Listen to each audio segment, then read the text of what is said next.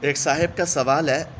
بہت سے دوستوں سے یہ بات سنی ہے اور بات ہمیشہ زیر بحث رہتی ہے کہ ہمارے کچھ دوست جب کسی مصیبت میں گرفتار ہوتے ہیں تو فوراً اللہ کو یاد کرتے ہیں اور نماز پڑھتے ہیں، جب ان کا مطلب نکل جاتا ہے تو پھر نماز چھوڑ دیتے ہیں۔ لوگ ہم سے کہتے ہیں کہ تم نماز پڑھو تمہارا فلاں کام ہو جائے گا، یا مثلاً ایک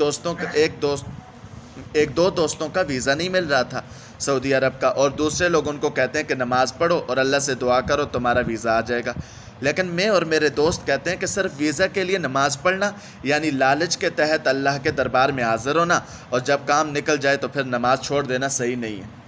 تو آپ جواب دے کر ممنون فرمائیں۔ جواب یہ ہے،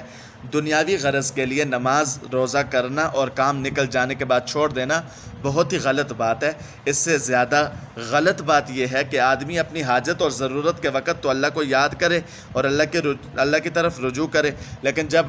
مصیبت ختم ہو جائے پھر اللہ تعالیٰ کو چھوڑ دے۔ لیکن دوسری طرف اپنی حاجت اور ضرورت کے وقت اللہ کو یاد نہ کرنا، یہ بھی تو بہت بری بات ہے۔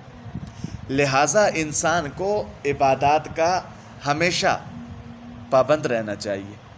لیکن اگر کوئی آدمی مصیبت کے وقت میں بھی اللہ کو یاد کر لیتا ہے اور عبادت کر لیتا ہے تو یہ بھی اس پہ اللہ کا ایک احسان ہے۔ یہ بھی اللہ کا ایک احسان ہے کہ مصیبت کے وقت اس کو اللہ ہی یاد آتے ہیں،